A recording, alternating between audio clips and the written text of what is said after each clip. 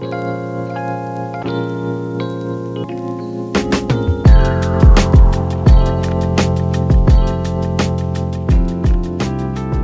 and welcome to our first podcast for the Economic and Social History Society. Today we'll be discussing women in the interwar period with our host, Zoe, and our panel, Laurie. Appear. Lois. To get more depth on this topic, we will be covering a brief introduction into the interwar period and women's experiences during this time in work and leisure. We hope that we'll get into a few different concepts throughout our discussions, such as class, gender, age, family, and consumption, to give you a holistic understanding of women during the interwar period. So again, we'll be defining the interwar period. So that would be period between 1918 and 1939. During this time, as men returned from the battlefields and the country tried to recover physically, economically, and mentally from the war, women were experiencing an arguably different time to what they were before World War One. During World War One, women gained access to more jobs, with working and family dynamics changing into the interwar period due to the impact of men leaving for the army. This impacted women's access to work and leisure. However, this was to different extents over different classes, ages, and living situations. So our first topic will be women in the workplace. How did access to the workplace change the lives of women? Does anybody want to start us off? So I think women suddenly gained a lot more access to work during World War One, but that wasn't necessarily something that continued into the interwar period. So in 1919, there was the restoration of the Pre-Wars Practices Act, which gave returning soldiers their jobs back, leaving a quarter of women to leave factory work. And as much as that's only a quarter, I think it's going to have a significant impact on women during the interwar period. As much as there was still some working, suddenly there was a big drop straight into the interwar period, which slowly was recovering throughout the interwar period as well. Yeah, definitely. As Laurie said in our introduction, the general hardships that were there across the Britain, and we saw families suffering from the economy that came down post World War One, and generally everyone was encouraged to work, and we did see women having to go outside and actually participating. That was not there in Victorian London. That was one positive keynote that came from it. If you look at oral evidence, oral historiography, we did see white women claiming that yes, they were working during 1914 to 1919 when there was war, but you did see a rise in opportunity after 1919 as well. But that was not as much in the manufacturing companies as they would find it jobs such as cleaning, domestic affairs, and being shop assistants in bars. I think that was the key takeaway from the interwar period. Yeah, I remember seeing that there was restriction on access to benefits, which meant that women who were forced out of manufacturing work still had to go into jobs and services, because if there were jobs available in services, they would have no other option but to go in there. They wouldn't be able to get benefits just because they'd lost their original job with their original skills that they managed to gain during the war, which would have been really tough for a lot of women. There was a general decline in women working in manufacturing jobs as well. That came during the first 3 to 4 years, and that was also because we saw unions, general union, trade unions that were big, influential in Britain politics. What was different this time was that earlier they would recognize women's rights from employment. They did see people suffering, working class communities suffering. But what they were doing this time is that they were actively campaigning against women being employed as well. We saw that across England, we saw that in East England as well, and north of Scotland as well. But the argument was clearly that men who were out there in war has now come back and they need jobs. And that also led to rise in domestic violence, especially in Glasgow, particularly in the east end of Glasgow. That was pretty high. And that was when we saw Glasgow forming this big women campaigns coming out of it as well. They were feeling oppressed and they wanted to change. And Yeah, I mean, it was a huge mess because, you saw a lot of changes within the workplace, but that was also reflected within society as a whole. A lot of these men came back. Well, I would say some of these men came back and they returned to what they thought would have been a Britain that opened their arms to them and, they returned to normal. But really, there was a huge lack of housing, a huge lack of jobs. Things had really changed over the war period, and there was definitely a push for things to become back to normal. And you saw this reflected in economics as well, with the reinstatement of the gold standard, which again caused later issues. But there was definitely kind of a forcing of things back into quite narrow constraints, where that had been kind of obliterated by the war, which left a lot of people jobless, homeless, husbandless, things like that. So yeah, it was a time of, I'd say, moving backwards, unfortunately.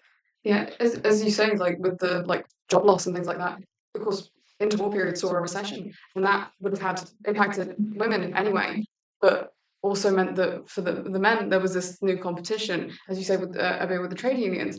There was this kind of attitude of, well, women shouldn't be the ones working; it should be the men that have come back because there's no other jobs because the recession was happening. So there was a lot of tension between men and women, but also just generally for jobs and things like that that would have made their lives a lot more difficult. And with the societal impacts, working class women would have needed to work. Middle class and upper class women, we're going back to this kind of, oh, but almost basically Victorian values. Kind of, well, you weren't working before. You're supposed to be the mother. The patriotic thing is to be the mother and the housewife, not to be working in manufacturing as well, especially since there was such a massive job loss. That's a particularly interesting point when you mention about the class as well. So we saw working class women mostly being still stuck in a job, not going out in places. And if you look at the diaries that came out of Scottish Women Oral History account, the particular interesting document that said this particular woman who said that earlier she used to be a shop assistant, and basically she wanted change in her life, and the only way she could see a change in her life was when she moved on to a manufacturing job, which was highly rewarding, highly paid. She get paid like £4, £5 a week when she was a shop assistant, and that changed out to be £10 a week. So a massive increase. This made her to go and join sewing clubs, sewing knitting clubs, and then she was able to go to Aberdeen and Highland. She was born in Glasgow, but there as well that they were out there going and enjoying and having the time of their life. The famous one was trying on Lucy Strike's cigarettes. That was pretty interesting. Yeah, I think going back to the class thing in terms of women being expected to be in the house, I would say that comes back to the nuclear family and a lot of religious aspects. But what's quite interesting about that is there's a trend within people who are religious and wars, because people either get more religious during wars or they get less religious. So there's kind of no in between. So if women are kind of being expected to stay in the house, it's tying back to this religious aspect, like you're the woman, you're supposed to do this and serve the man, blah, blah, blah. It's kind of good that in the interwar period they're kind of moving away from that. Oh, yeah, the Oxford historian thought, she says exactly the same thing. She said that during the interwar period, 45% of the women employed were young women. And basically, if you go out and marry, it would be particularly hard for you to be employed. And unions were actively campaigning against their employers to not employ any women that's married. So there was an informal marriage bar basically for a lot of jobs. And I think the interesting thing about young women having the access is really interesting as well, because in the interwar period there was a rise in education and accessibility as well, not just job accessibility, but that would have been most influential for the young women that would have been at the age where but you could go to university if you want. Of course, also middle and upper class women as well. So even though there were, I think towards the end of the interwar period, because of the rise in women that were now better educated, there was a rise in access to clerical work. But even then, there was often informal marriage bars, which meant that if you were married, they didn't really want you working, and if you had children, they just made it incredibly difficult for you to work anyway. Yeah.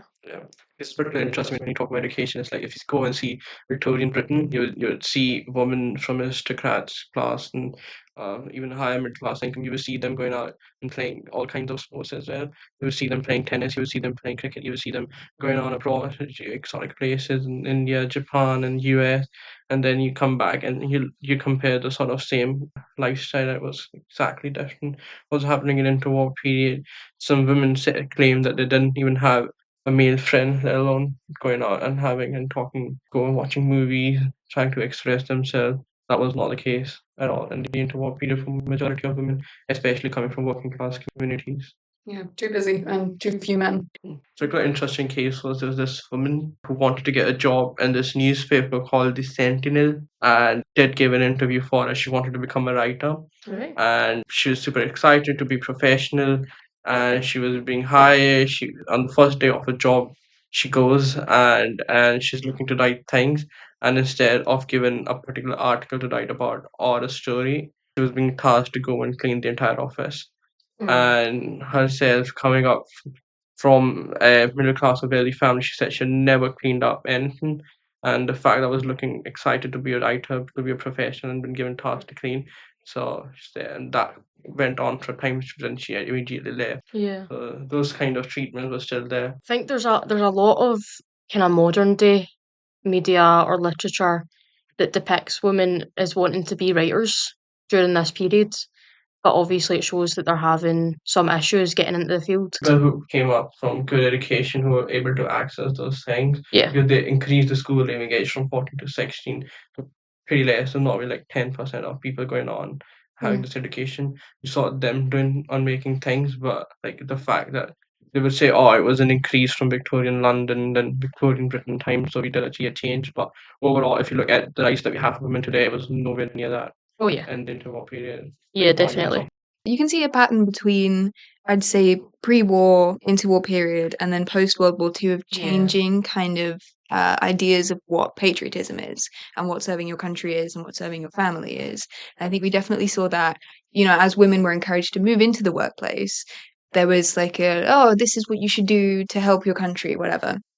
And then as people returned and these family values were being reinstated, the nuclear family, things like that. So that again showed like a whole, returning to normal kind of patriotism. So you can definitely see all of these women trying to be sort of stuffed back into these molds that they're maybe not so comfortable with anymore. But yeah.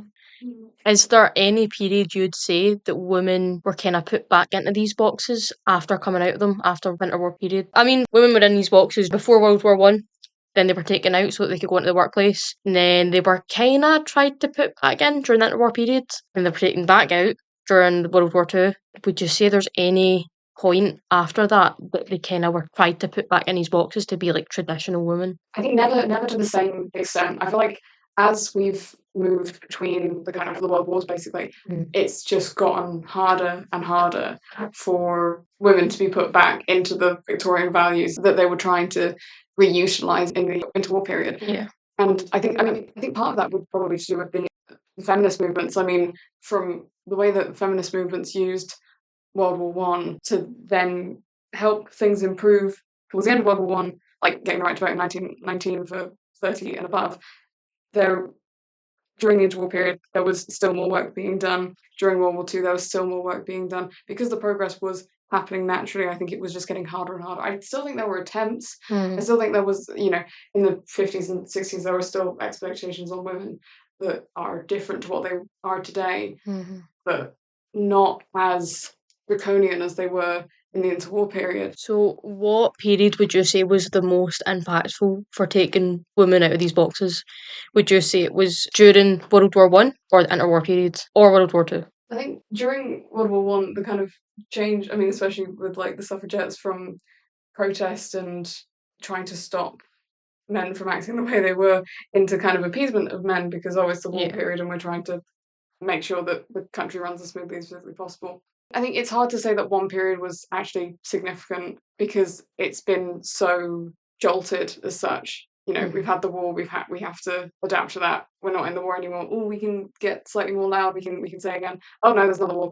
Let's not do that. Let's go back to kind of trying to work with each other. And then this kind of continuous. So it might actually be kind of like after war, maybe sexual revolutions, 1960s, 70s, actually people in the most. During the interwar period, I think it was a bit more difficult because it went straight from war to the swinging 20s and it went straight into the Great Depression. So no one was free to do whatever they wanted. Everyone was suffering. So it wasn't as if people could turn around and say the biggest issue just now is that women aren't being feminine enough or they're not taking care of their family. It's like, we have no money. That was the biggest issue. I personally think, now I know the Great Depression never just kind of stopped, but going into the 40s, I would say there was maybe, if it wasn't for World War II starting on the 1939, then I would have thought, well, there might be a bit of a push to get women back into this traditional stay at home, don't work, look after your kids. I think that the war kind of pushed them away from it and they're like, well, just work. So then when it came to the 50s and the 60s, they're like, right, well, knew it's kind of time for the men to take back control, but then they couldn't because women had just been through this war twice with men. So it was quite difficult for them to then say, don't do that. And they're like, well, why not? It's actually very similar to the civil rights movement, weirdly, because a big part of why the civil rights movement happened was because African Americans were going to war and they were fighting on American sides. Then they were coming back and they were like, why am I fighting for somebody else's freedom if I'm being treated like this? So the same could be said for women. Why am I kind of fighting for people's freedoms and then men are coming back and they're taking our jobs and they're doing this and they're doing that, and we've just spent the past 4 years helping them. So I think they're very linked that way. I think two periods really become very important for the women's rights to be increased in such a way that we see today. One was the athlete government in 1945 to 51, and second one was the psychedelic revolution in 1960s. That's how Yeah. I think those two things really changed how people looked at, well, 45 and 51, because the issue that we saw with men and unions going against women's rights was simply that as you said, the benefits were being scrapped up. They didn't have money to pay for many things, Yeah. and all those things were happening. But in 1945 to 51, the athlete government made sure there would be full employment. They made sure there would be NHS. They made sure there would be Bank of England. They make sure they'll nationalize all the mining and steel industries. So if that was there, the wages were there, the social wages were there, the benefits were out there helping people out. And so all sorts of things were there to ensure that men wouldn't go rogue, and that helped set up the baseline, the economic baseline, to have people to change their ideas, and then came the psychedelics. Yeah. That sort of became this new sexual movement, new progressive movement that saw people expressing themselves more and more and going out, because not only the money was sorted in a sense, but also people's changed minds were being changing as well, Yeah. and that helped a lot. But there was one key positive takeaway was that we did see that they were going out against them, but the participation rate from women themselves also increased, that they no longer feared what people were gonna tell about them. Like they were not gonna shut up as well. Now they're gonna fight back, and I think that was really really interesting, because after all the experiences that they had willing to go and fight for it, even if the unions are going against them, they had made their own political setup and there was campaigning, and we did see their participation rate rising to 38% from 11% from 1901 to 1931. Yeah, definitely. So the next point that we will talk about is, how did World War One impact leisure for women? We've already kind of dabbled in this. There was a big emphasis on cigarettes being a new type of leisure that women were now kind of allowed to do. It was not really seen as masculine. No. Yeah, it wasn't seen as unacceptable as the way it was before, because I remember in my first year of uni, in my first year of ESH, I remember sitting and looking at a picture and it was just a big table, and I'm pretty sure there was just women smoking at it and there was just men smoking, but it didn't look as if the guys there were like, this woman needs to leave. Like it looked like, oh, it's just a cigarette, basically.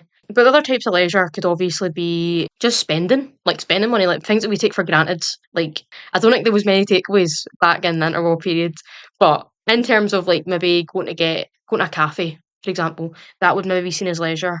Cinema was a big one. Holidays as well, day trips. That was not seen as a big thing before the war. A big part of that was better access to transport, though. Any types of transport, it would help women get out there and kind of be more independent as women. And yeah, there was just a big emphasis on, okay, well, the war's over, let's relax. But yeah, during the swinging 20s, that was obviously a big thing. Now, I'm saying that swinging 20s was a big thing in America. It wasn't necessarily a big thing here, I would say. You can say if I'm wrong, but Still had like things passed over. I mean, it wasn't only cinema but also dancing, and a lot of that was to do with American influences as well. oh yeah. But I mean, I think even in terms of consumerism, we still had the rise of department stores and things like that Yeah. that had already happened, and those were still kind of existing. Makeup, the Hollywood looks and things Oh, like yeah. that, because of the films, was still coming into the lives of women. It's just who had access and things like that that might have been slightly different because of the class divides and Yeah. the issues with working class, what leisure was actually truly available to them Mhm. in comparison to the middle and upper classes. Well, what I was reading, I actually don't know where I was reading this. This could have been one of yous that said this, by the way, but it was about the class divide that happened with leisure. and it was middle to upper class women were more likely to be into sports, whereas lower class women were more likely to be into cinema because cinema was cheaper. And you weren't kind of necessarily, like if you're playing tennis, for example, you maybe need to get a new tennis racket every so often, like some more balls if they go over the fence. But I mean, even then, that's another thing with this kind of concept of leisure. And if I'm going to do the tennis, I must look the fashionable in the tennis as well. So Oh, words to live by, for sure. Leisure is such a big topic, and I think it's very exciting to talk about because there was a big difference in leisure during the interwar periods compared to post World War II. Because if you look at interwar periods, what they're doing is obviously they're buying clothes, they're buying makeup, they're going after this kind of Hollywood, like feminine kind of style. Whereas maybe the 1960s, that's where they start to bring in miniskirts and they start bringing in kind of, well, the 50s, it's like Danny from Greece. That's the kind of yeah, the cinema was a big one. I think the cinema, you could go and see something for really cheap, and that was kind of enough entertainment to keep them going. And obviously, it would cause discussions and maybe be a bit educating and stuff. Whereas, obviously, going back to when we were talking about sports, you'd need to kind of upkeep that clothes, tennis rackets if you're playing tennis. But even getting there, like we saw, cinema was a very easily accessible form of escapism. If we talk about working people from what would have been maybe not the best quality of life generally, and as cinema is now, there's cinemas everywhere. There were cinemas everywhere. You could just sit in a dark room and just not think about all the stuff that you had to do, all the work you had to do, looking after your children, whatever, for that amount of time. Yeah. So yeah, compared to, I don't know, sports, you'd have to get there. You would have to get all this equipment. You would have to whatever. It was yeah. you have to have the time as well. You'd have to have the to time. train. You can't just, just turn up to a place and And the say, space. Yeah, and the space as Yeah. well. I think a good part about cinema as well is obviously with men going to war, in the worst circumstances, they got to kind of explore the world. But women didn't, so they had to stay at home and look after the kids or work the jobs that men were working. So when they're going to the cinema, they're potentially seeing wee clips of, like, I don't know, Paris or like Belgium. They're seeing different parts of the world.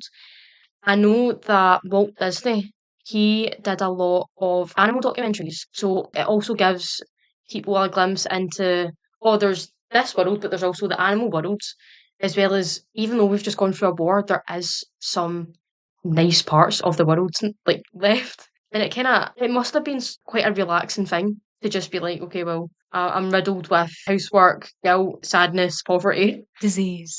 yeah. But you know what? I'm just going to go to the cinema for half an hour. I feel like that was a good form of therapy. Nowadays, I think we see.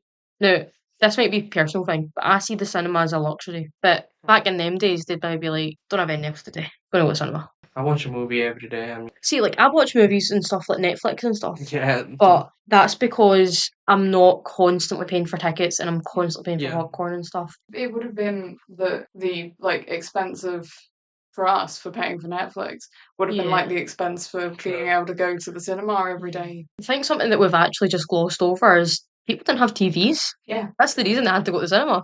People didn't have TVs. A lot of people, I wouldn't say a lot, some people had radios. But a lot of the radios were used kind of more towards the Second World War. So they didn't have these kind of leisures at home. I remember doing a lecture on quote unquote leisure. And what they meant by that was fridges and hoovers and ovens and stuff. But that is one of the really interesting things because I think especially for working class women, because even though we're saying, well, the cinema would have been more popular amongst the working class because it was cheaper, there still would have been women that still couldn't afford or didn't have time to be able to go out to the cinema on a regular basis. So a lot of kind of leisure for them would have been targeted towards being a housewife.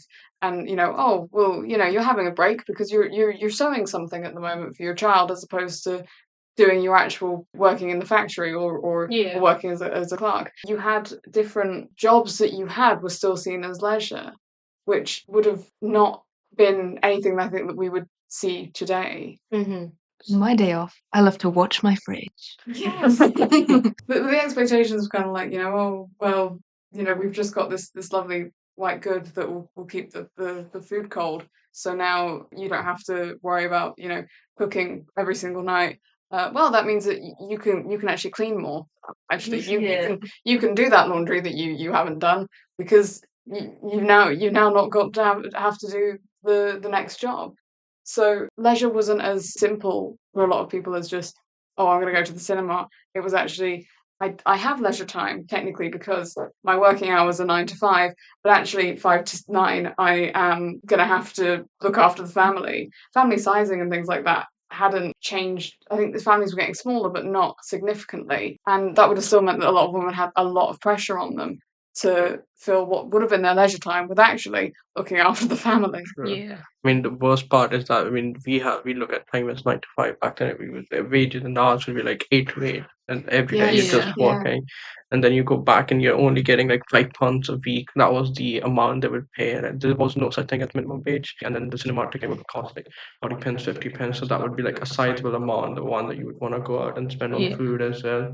I think that changes almost everything. Then you want a little leisure time, and then that's expensive too. So it's not a good situation to live in, and that was the life of majority of women who were in working class conditions. Yeah. Do you know, I'm going to describe a picture that I'm looking at just now. Because I wrote that there are leisure-based towns. So that's obviously towns that are made with this kind of leisure in mind, because obviously it was a big thing after World War One. So the biggest one that I can think of as a Scottish person is Blackpool. But you're right, it's the kind of like seaside resorts of kind of Yeah. getting. I think that kind of goes back to the pollution concept of, well, actually, these people haven't been able to breathe Yeah. for, most of the time they're trying to do their work. So let's take a quick, nice break to somewhere by the sea where there's a little bit fresher air. Do you know, like a seaside town might have been a big thing because of the cinema as well. They might have seen stuff like that on the cinema and be like, well, why can't we have that? Yeah. Like the picture that I'm looking at, I was going to explain anyway. It's the Blackpool seaside.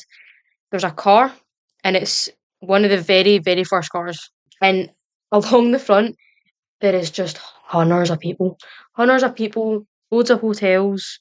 At first, I had to kind of look at it because I was like, am I looking at Paris?